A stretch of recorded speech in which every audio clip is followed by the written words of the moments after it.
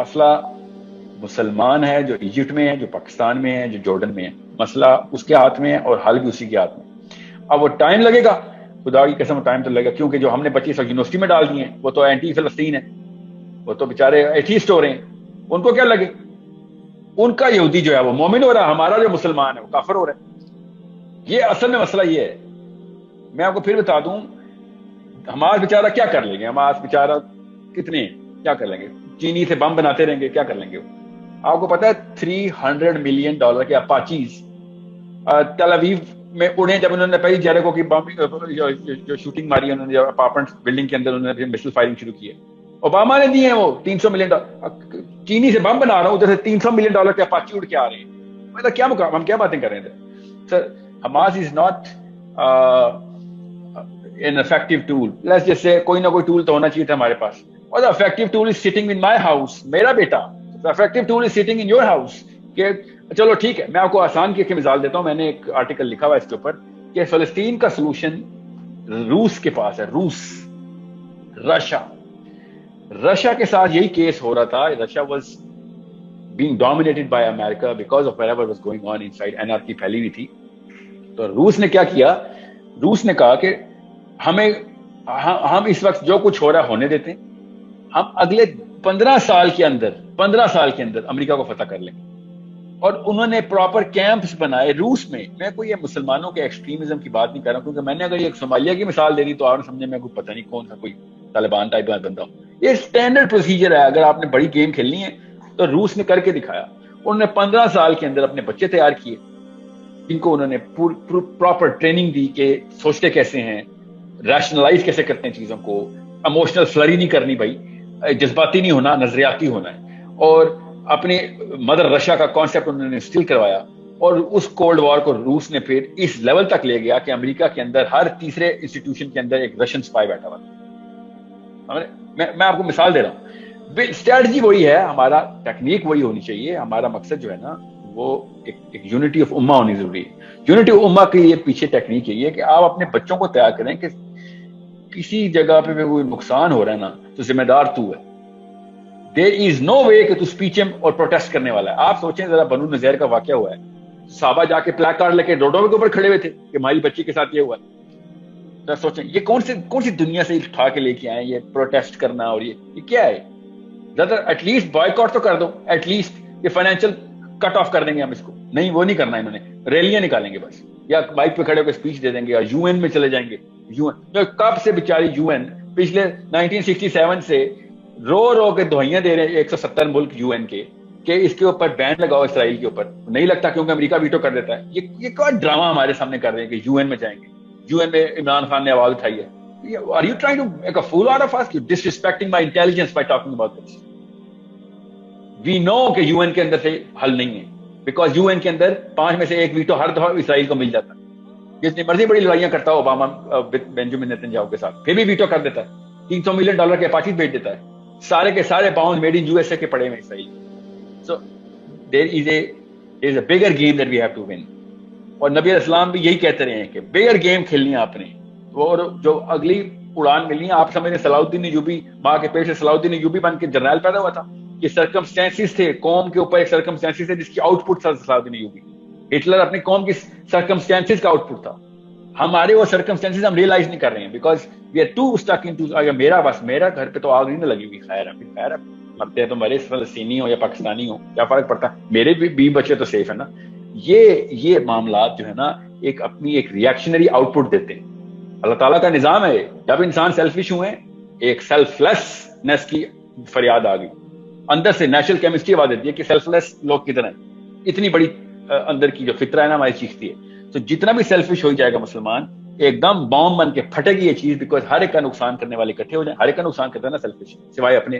تو جیسے ہی وہ بام پھٹے گا اس میں سے صلاح الدین ایوبی نکلتے ہیں.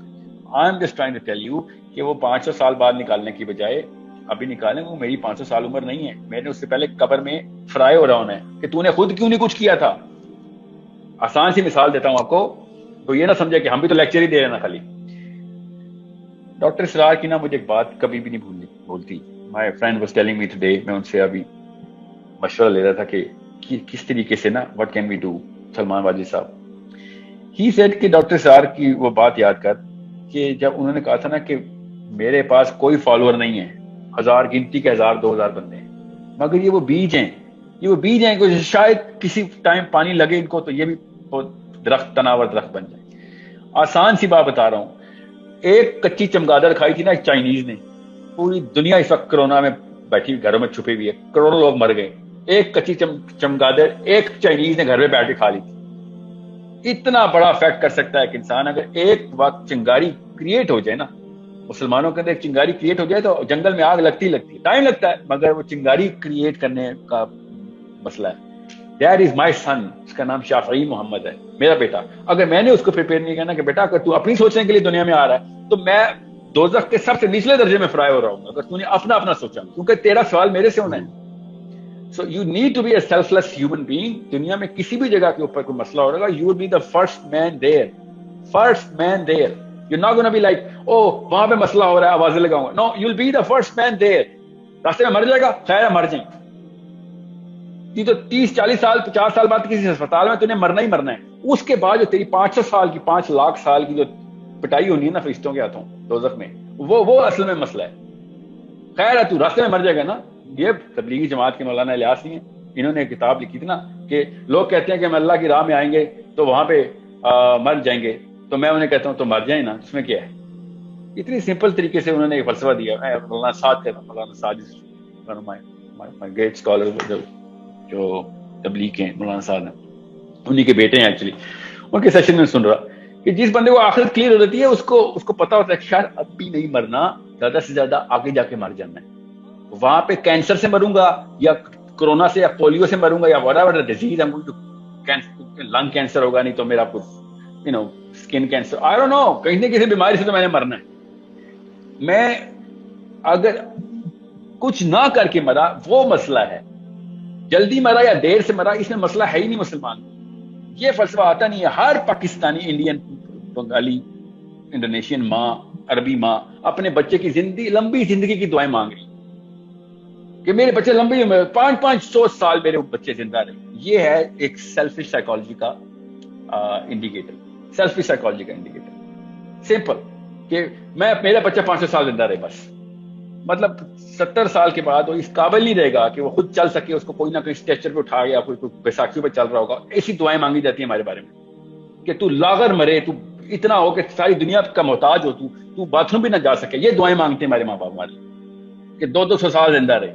ان کو سائنس ہی نہیں پتا کہ 80 سال کے بعد تو تم دنیا میں بوجھ، اپنے اوپر ہی بوجھ، مرنے کی دعائیں کیا کرو گے۔ مگر نہیں، ہم نے لمبی زندگی کی خواہشیں کی ہوئی ہیں۔ اس وجہ سے یہ دیکھیں سائیکالوجی کا انڈیکیٹر کتنا زبردست نظر آتا ہے کہ we are so greedy for this world. نبی علیہ السلام نے کہا نا وہن کی طرح تمہاری اندر وہن نہ آئے تو تم بچ جاؤ گے، وہن آ گیا تو تمہارے کھانے کی طرح دسترخوان پہ پیش کی جاؤ گے۔ فلسطین کی بچی دیکھے دسترخوان پہ پیش ہو رہی، کیوں؟ وہن آ گیا۔ وہن کیا ہے؟ دنیا سے محبت ہے ہمیں۔ نبی علیہ السلام نے کہا ان کو وہن آ جائے گا۔ صحابہ نے کہا یا رسول اللہ وہن کیا ہے؟ میں آپ کو پوری حدیث سناؤں تاکہ آپ کو پتہ چلے، میں تو ایک اسمپشن میں ہوتا ہوں، حدیث سب نے پڑھی ہوتی ہے کہ نبی علیہ السلام نے کہا کہ آپ لوگ، میری امت ایسے پیش ہوگی جیسے دسترخوان پہ کھانا پیش ہوتا ہے۔ اور دسترخوان پہ کھانا کیا مطلب ہے؟ وہ کھانا واپس لڑائی نہیں کرتا، جب آپ کھا رہے ہوتے ہیں تو ریئیکشن نہیں دیتا، بس وہ پڑا ہوا ہے، آپ کھائیں اس کو، جو مرضی کریں اس کے ساتھ۔ نبی علیہ السلام کو صحابہ نے کہا یا رسول اللہ کیا اس وقت ہماری تعداد بہت کم ہوگی؟ نبی علیہ السلام نے کہا نہیں، اس سے بہت زیادہ جتنے تم ہو۔ تو پھر کیا ہوگا یا رسول اللہ؟ کیا وجہ ہوگی کہ لوگ ہمیں کھانے کی طرح کھا رہے ہوں گے؟ نبی علیہ السلام نے شاپ میں بیکاز تمہارے اندر وہن آ جائے گا۔ صحابہ نے کہا یا رسول اللہ وہن کیا ہوتا ہے؟ انہوں نے کہا وہن ہوتا ہے موت سے ڈرنا۔ اس کی سائیکالوجی کیا ہے؟ موت سے ڈرنے کی سائیکالوجی کیا ہے؟ نبی علیہ السلام نے شاپ فرمایا دنیا کی محبت۔ جو دنیا سے محبت کرتا ہے اس کو موت کا ڈر لگنا شروع ہوتا ہے۔ کامن سینس کی بات ہے۔ اور ہماری دعائیں صاف بتاتی ہیں، ہماری وہن کی دعائیں، یا اللہ میرے بچوں کو لمبی لمبی زندگیاں دے، ہزار سال زندہ رہے۔ آدم بھی کو تو نے 1000 سال زندہ رکھا تھا۔ So this is the problem where we are all about ourselves کہ ہمارے پاس سے کچھ نہ چلا جائے۔ گیور پیدا نہیں کر رہے ہیں، ریسیور پیدا کر رہے ہیں، لیچیز پیدا کر رہے ہیں ہم۔ ایک بندے کو موقع مل رہا ہے اور وہ بس کسی طریقے سے میرے پاس آ جائے، 1 روپیہ بھی نہیں ہو چھوڑتا کہ کس طریقے سے میں کھا جاؤں سب کو۔ تو یہ فلسطینی بیچارے، تو ان کی ایک ہائی لگی ہوئی ہے۔ مجھے تو لگتا ہے کہ یہ یاسر عرفات کے دور میں جو فلسطین تھے نا، ان کی بدوائیں لگی ہیں جو ہمارے بچے ایسے پل پڑھ رہے ہیں یونیورسٹی کالجز میں، بیکاز یہ کسی نہ ایک بچے کی فلسطینی کی بدعا لگ گئی۔ خدا کی قسم جتنے مرضی حج عمرے کر لی ہوں ہم نے، جتنے مرضی جہاد روزے رکھ لی ہوں ہم نے، جتنی مرضی تبلیغ کر لی ہو، ایک بچے نے نا ٹینک کے آنے سے پہلے کہہ دیا نا کہ یا اللہ ان کو نہ چھوڑی، ان کی وجہ سے میں یہاں پہ. تو آپ کیا سوچ رہے ہیں؟ ہم لوگ کوئی ان نون ڈیزیز ہے، ہمیں نون ڈیزیز ہے. نبی نے خود بتایا میرے کہ تجھے یہ بیماری لگے گی، اب لگ گئی مجھے، اب اس کا علاج بھی بتا دیا، نہیں میں نے نہیں کرنا. So it's one of those sparks.